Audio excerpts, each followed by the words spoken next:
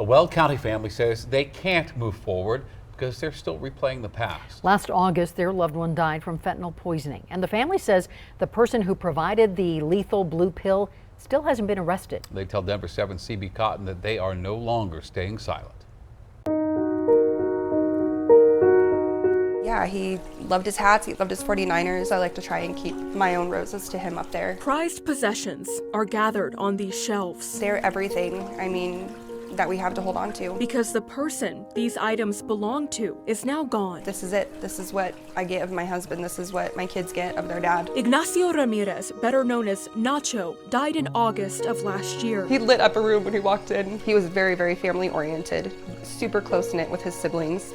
He was a wonderful father. And ever since his passing, his wife Chelsea and sister Anna have been trying to get answers. It was accidental overdose on fentanyl. Chelsea says last fall her husband had been suffering from severe back pain, and on August 11th, 2021, he needed relief. His doctor had finally gotten him a referral to a pain specialist, but he was not going to be able to see that pain specialist for like almost 7 or 8 weeks, I think it was. They were pretty far out.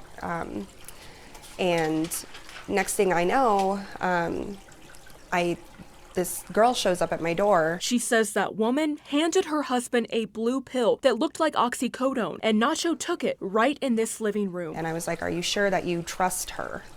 And he said, yeah. He took it, and then he sat on the couch, and Jace was sitting right next to him, and he just put his head back, and he said, "Damn, that was stronger than I thought," and closed his eyes. And that was the last words that he had said. Chelsea did CPR, called 911, but nearly a week later, Nacho Ramirez died. For a very long time, blamed myself. Why didn't I do more? If I did more, would my husband still be here? But she can't change the past, so she wants police to make an arrest. She says 8 months ago, she handed over what she had. We've done everything but walk this person into the police station. We have given video footage, we have given messages, they have taken copies of my husband's phone. We have given them everything. We're just stuck right here, just waiting and hoping that this is going to be important enough for somebody to just not sit on this case. Because Chelsea's prized possession was the love she shared with her husband. Every day is a battle, and a constant uphill battle, and I'm doing everything to hold myself together so that I can bring these kids up the way that he would have wanted to do with me. We reached out to the Weld County District Attorney's Office, and they tell us this case has not been handed to them for review. So then I went to the Greeley Police Department, and they tell me this is an active case, so they can't comment at this time. The family plans to keep speaking out because they feel strongly someone should be held accountable. And of course, we'll stay on top of any progress that's made. Shannon. Oh, that is devastating.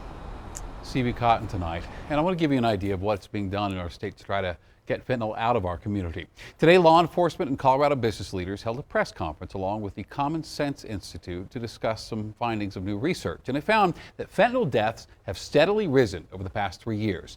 There were 540 deaths in 2020, up 143% from the year before. Last year, more than 800 people died. A former 18th Judicial DA, George Brockler, says our state has not done nearly enough to take this crisis seriously. Treating this thing like it's marijuana or treating it like it's a speeding ticket is offensive to the value of human life in Colorado, and we need to take it seriously. And again, it's not that making it a felony is an effort to try to felonize addicts or an attempt to just lock them up and throw away the key. It is really the gatekeeper to us introducing them into monitored sobriety, mandated participation in treatment and rehabilitation and recovery. And those on today's call say Colorado should make fentanyl possession a felony. Currently, a small possession of drugs, including fentanyl, is still a misdemeanor. And tomorrow, a bill addressing tougher penalties for those distributing fentanyl will be debated at the state capitol. The bill would increase penalties for selling fentanyl, with the toughest coming for dealers whose distribution results in death. Well, the ACLU of Colorado doesn't think tougher punishments are the answer. They say it adds to the cycle of incarceration. I mean, a huge part of that. Jail is just a revolving door, for a lot of people who actually need substance dependency treatment. Also, the outcomes are just way worse for people who first go into the criminal legal system, often come out with fewer resources, less family support, no job, lost their housing.